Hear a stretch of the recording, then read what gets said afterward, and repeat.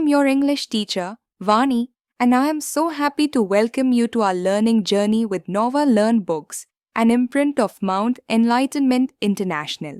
Our first poem for Unit 1 is A Fable by Ralph Waldo Emerson. In this thoughtful poem, we read about a quarrel between a mountain and a squirrel. The mountain feels proud of its great size and makes fun of the small squirrel. However, the squirrel replies wisely and explains that everyone has a special place and unique talents in the world.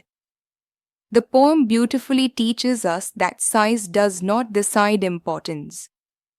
Even though the mountain is big and strong, it cannot do what the squirrel can, like cracking a nut.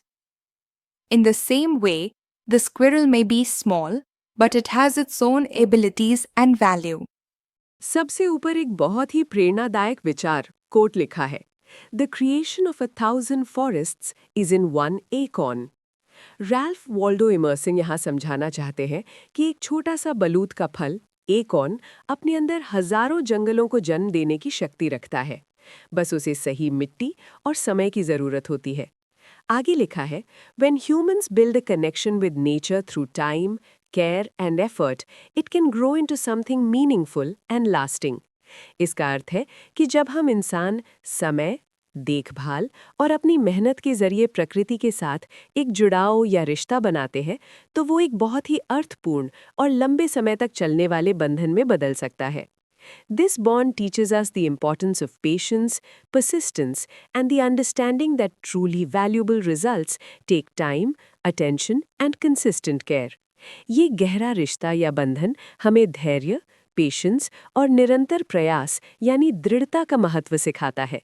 ये हमें ये समझ देता है कि असल में जो परिणाम वास्तव में मूल्यवान होते हैं, उन्हें पाने के लिए हमें समय देना पड़ता है, उन पर ध्यान देना पड़ता है और उनकी लगातार देखभाल करनी पड़ती है। The mountain and the squirrel had a quarrel. तो बच्चों, इस कहानी की शुरुआत एक झगड़े से होती है। एक बहुत बड़े पहाड़ और एक छोटी सी गिलहरी के बीच बहस या झगड़ा हो गया, quarrel. And the former called the latter little prig. यहाँ the former का मतलब है पहाड़ और the latter का मतलब है गिलहरी। पहाड़ ने गिलहरी का मजाक उड़ाते हुए उसे little prig कहा। लिटिल प्रिग हम उसे कहते हैं जो खुद को बहुत ज्यादा अनुशासित और दूसरों से बेहतर समझता हो। Bun replied, "You are doubtless very big." गिलहरी, जिसे यहाँ बन कहा गया है, उसने बहुत ही शांति और समझदारी से जवाब दिया। उसने कहा कि इसमें कोई संदेह नहीं है कि आप आकार में बहुत बड़े हैं। But all sorts of things and weather must be taken in together to make up a year and a sphere. गिलहरी कहती है कि जिस तरह एक पूरा साल बनने के लिए हर तरह के छोटे बड़े मौसम की ज़रूरत होती है, वैसे ही इस पूरी दुनिया या धरती को बनाने के लिए हर छोटी बड़ी चीज़ और जीव की ज़रूरत होती है। And I think it no disgrace to occupy my place. वो कहती है कि उसे इस दुनिया में अपना छोटा सा स्थान घेरने में कोई अपमान या शर्म महसूस नहीं होती। उसे गर्व है कि वो जो है वही है। If I'm not so large as you, you are not so small as I, and not half so spry.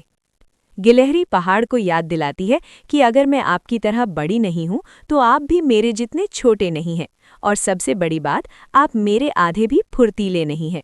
पहाड़ एक जगह खड़ा रहता है, जबकि गिलहरी तेजी से यहाँ वहाँ दौड़ सकती है। I'll not deny you make a very pretty squirrel track. वो पहाड़ की तारीफ भी करती है और कहती है कि मैं इस बात से मना नहीं करती कि आप गिलहरियों के चलने के लिए बहुत सुंदर रास्ता बनाते हैं। Talents differ, all is well and wisely put. यहाँ कविता का सबसे ज़रूरी संदेश है। Talents differ, यानी हर किसी की योग्यता और हुनर अलग अलग होता है। भगवान ने इस दुनिया में सब कुछ बहुत ही समझदारी और सही तरीके से बनाया है। If I cannot carry forests on my back, neither can you crack a nut. अंत में गिलहरी कहती है कि भले ही मैं आपकी तरह अपनी पीठ पर पूरा जंगल नहीं उठा सकती, लेकिन आप भी मेरी तरह एक छोटा सा अखरोट नहीं तोड़ सकते। तो बच्चों, इस कविता से हमें ये सीख मिलती है कि हमें कभी भी किसी को छोटा नहीं समझना चाहिए, क्योंकि हर जीव की अपनी एक अलग अहमियत होती है। Dear students, we have completed our poem, A Fable, today. This poem reminds us to respect everyone, big or small, because everyone is important in their own way. See you soon with another inspiring lesson.